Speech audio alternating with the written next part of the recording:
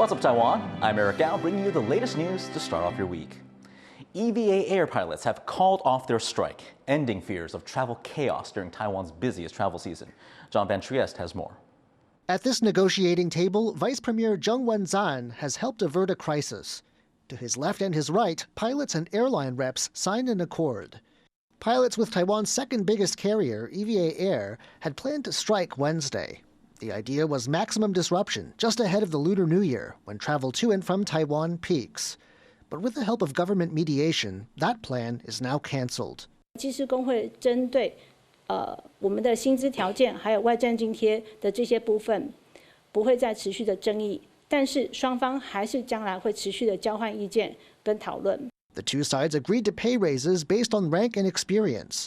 The airline will also adjust the special allowances it gives out to pilots when they travel abroad.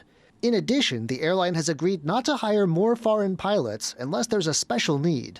The pilots, for their part, agree that these issues are settled, at least until the end of May 2026. Transport officials say they're pleased with this result. 现在因为距离春节也快靠近了，也希望就是说大家能够坚守岗位，然后恢复正常，尽量能够为这次的春节来提供服务。 They want talks between the airline and the union to become more regular, so they can avoid similar near misses in the future. Shu and John Van Trieste for TaiwanPlus. Now, Taiwan is denying allegations that its diplomatic staff burned a Nauru flag as they were packing up to leave the country. Louise Watt reports from Taiwan's foreign ministry. Taiwan's foreign ministry has denounced a video purporting to show its diplomatic staff destroying a flag of Nauru after it cut ties with Taipei in favor of Beijing. The video was published by a magazine in the Solomon Islands, a Pacific nation with close ties to China. In the video, a man is seen burning items, reportedly including Nauru's flag and other documents. But Taiwan's foreign ministry is protesting what it calls a false and maliciously slanderous report, saying that while it has destroyed sensitive documents as part of its withdrawal process from Nauru, the video was edited in an ill-intentioned way. The video comes as speculation grows that China could lure another ally away from Taiwan. 3 of Taiwan's 12 remaining diplomatic allies are in the Pacific. One of them, Tuvalu, has just held an election, and there are some fears that it could rethink its ties with Taipei after its next leader and government are decided. Justin Wu and Louise Watt at Taiwan's foreign ministry for TaiwanPlus. U.S. President Joe Biden says his country will respond to the killing of 3 American troops in Jordan. Biden blamed Iran-backed militant groups operating in Syria and Iraq for the drone strike that hit an outpost near the Syrian border. More than 30 U.S. personnel were injured in that attack, with 8 airlifted in serious condition. We had a tough day last night in the Middle East. We lost 3 brave souls in an attack on one of our bases. Yes. And I'd ask you for a moment of silence for all 3 of those fallen souls. Jeez.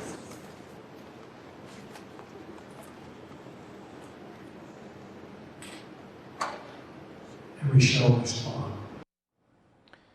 More than 100 people took part in a drill over the weekend that simulated a missile strike in Taipei. This exercise was held by a group that aims to prepare Taiwanese for a conflict with China. As Hsieh Okan reports, interest in civil defense courses like this have skyrocketed ever since Russia invaded Ukraine. Now, these drills included simulated injuries, but they looked very real, so be aware of graphic images ahead.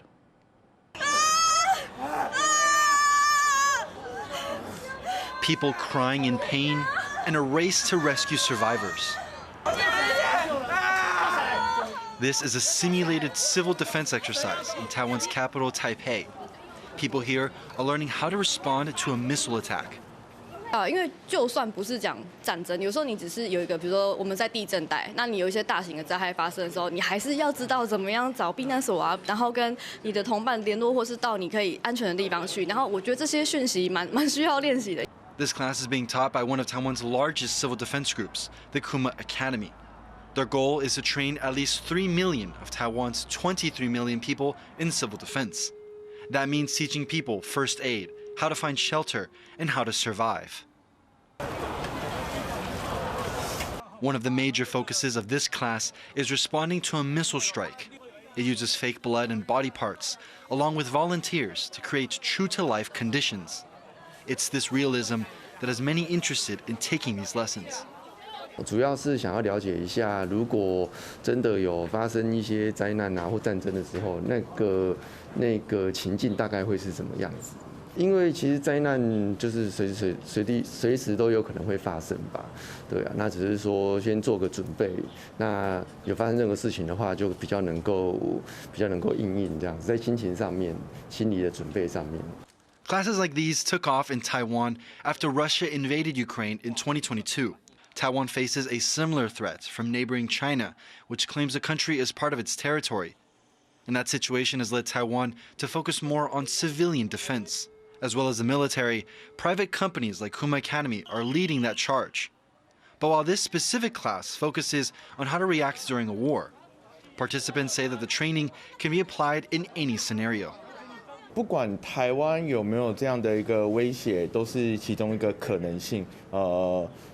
毕竟从911你也不知道它会发生911啊，意外你永远不知道什么时候会先来。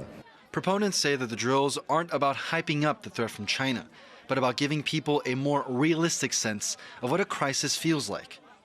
Regardless of whether it's a natural disaster or war, the idea is for Taiwanese to be prepared for any situation. Scott Huang and Hsieh for TaiwanPlus.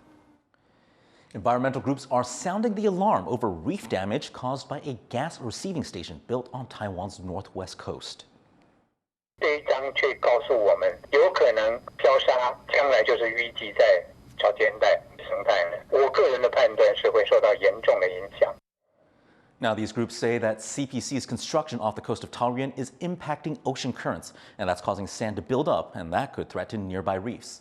Now, CPC says beach erosion is normal during certain weather cycles and that it was common even before this site was built. Taiwanese companies have been expanding into the U.S. in recent years, but it's not all been smooth sailing, sometimes because of culture clashes. Educators from the U.S. state of Arizona have launched a new course to boost local entrepreneurs in their pursuit of a larger international market. Joyce Tseng reports. Be daring. Get out of your comfort zone. A masterclass in global business. Education leaders from the U.S. state of Arizona have come to Taipei to teach Taiwanese tech entrepreneurs how to go global. It's a joint effort with Taiwan's Suzhou University and industry legend Stan Hsieh, the founder of Taiwanese computer giant Acer. Taiwan's a leader in electronics and making advanced chips, the brains in all things digital. But replicating that dominance abroad has been hard. We need to upgrade our mindset to think how to global with our managers. So it's the reason why I come to the class today. Do you think it will be difficult? I think it's very difficult. Even Taiwan's most reputable tech firm, TSMC, is struggling to set up shop overseas, clashing with local workers in Phoenix, delaying their $40 billion site. It's an investment that's pulled several Taiwanese companies to the American desert state to support the chipmaker, and why Arizona's Thunderbird Business School has come in with a crash course to help such firms succeed. TSMC is, of course, the front edge of the spear, but I think they're going to share, and they will always share, that there are many things that they wish they had known prior to going to Arizona in the United States. That includes cross-cultural communications and negotiations. It's not just language, it's about the underlying cultural engagement. Going global will take more than just land, equipment, and workers. Industry leaders say deciding factors for success are more intangible things like brand image and corporate culture, which is hard to teach and master. Industry heavyweights like Hsieh are hoping to make a start. He's passing on lessons learned from his career, growing Acer into one of the world's top computer makers. Taiwan market is too small, but our technology, our value created should be go global. The image is critical, so made in Taiwan image need to cultivate, to develop. Instead of made in Taiwan, leaders like Hsieh says it's time to extend the country's brand to made by Taiwan around the world, to establish its stake in the global market and secure allies in business beyond its borders. Devin Hsieh and Joyce Sin for TaiwanPlus. New furniture can spruce up any home, but at a government auction in Taipei, what's old is new. Sandy Hsieh explains. A wooden cabinet with half a century of history, purchased for just around $300. This recycled furniture auction is held by the Taipei City Environmental Protection Bureau. From cabinets to chairs to tables and even bicycles, all 1,500 products here are given a second lease on life. 各位看到这个结构啊，里面都是艺术品啊。要载你的时候放着，那没有要载你的时候把它拉下来。这个看到现在脚踏车没有这种结构了。第二个，你看它艺术品啊，你看前面那个还有这个喷射机啊。The event attracted huge crowds ahead of the Lunar New Year. In Taiwan, it's a time for spring cleaning, and people here often replace old furniture. 过年有一些东西要换，对，我们现在看一下，椅子啊，或者是其他的置物的收纳的东西。所有的家具都给它换新的，然后年终我看看有什么特别的。The local government usually picks up unwanted furniture and other large household items. Since 2003, those deemed suitable are repaired and resold at low prices. Each year, thousands of discarded items find buyers.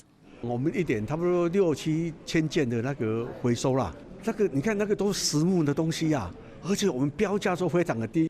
The furniture at the auction may not be brand new, but for these shoppers, what matters more is giving these items a second lease on life. Dolphin Chen and Sandy Hsieh for TaiwanPlus. We live in a world that encourages consumption, and old electronics often get thrown away. But as Laurel Stewart reports, more repair shops have been popping up around Taiwan, giving people an environmentally friendly way to save a little money. Tucked away in this shed in Taichung in central Taiwan, old machines are getting a new life. Workers here are taking old household appliances and fixing broken parts, making them usable again. It's a project set up by the city's Environmental Protection Bureau in a bid to reduce waste and save people money. 正常来讲的话，我们要看零件是否还可以堪用。可以堪用的话，我们会做所谓的帮它修复它的零件，让民众不用再额外再多花一笔钱。It costs about $1.50 to fix an item, with charges added if spare parts are needed. It's an initiative that saved people a pretty penny. 因为这边毕竟几十块就可以解决，第二可惜啦。你当然要说节俭也可以啦。Last year, the shop fixed more than 3,000 household items, appliances like kettles, fans and toaster ovens. They're all items that would have ended up in landfill. When electrical items aren't disposed of properly, harmful chemicals can leak out and contaminate soil and water. Or they're burned, creating toxic air pollution. Shifting people's habits towards repairing rather than throwing away could also reduce consumption. 它也会影响到，就是当这些消费者都觉得东西是可以修的时候，其实会给这些设计这些产品人有一些压力，就是他们会想，就是大家会想要我的东西怎么不能修，这样这些事情。And it's not just Taichung holding these workshops. A whole network of them around the country are raising awareness of the option to repair, not throw away, in the hopes of promoting a more sustainable future. Eason Pan and Laurel Stewart for TaiwanPlus. Now sports, tennis star Shu-wei has become the first Taiwanese athlete to win 2 titles in the same Grand Slam event in an impressive run at this year's Australian Open. Hsieh and her Belgian partner Elise Mertens won the women's doubles event. She had already taken home the mixed doubles title with Polish partner Jens Zielinski. Hsieh is the first person since 2000 to win both titles at the Australian Open in the same year. Thanks for tuning in to What's Up Taiwan. If you want more, head on over to TaiwanPlus.com or follow us on social media. Finally, float along with these giant rubber ducks in Kaohsiung, there for the city's Wonderland event lasting through late February. I'm Eric Gao. Take care, and we'll see you later.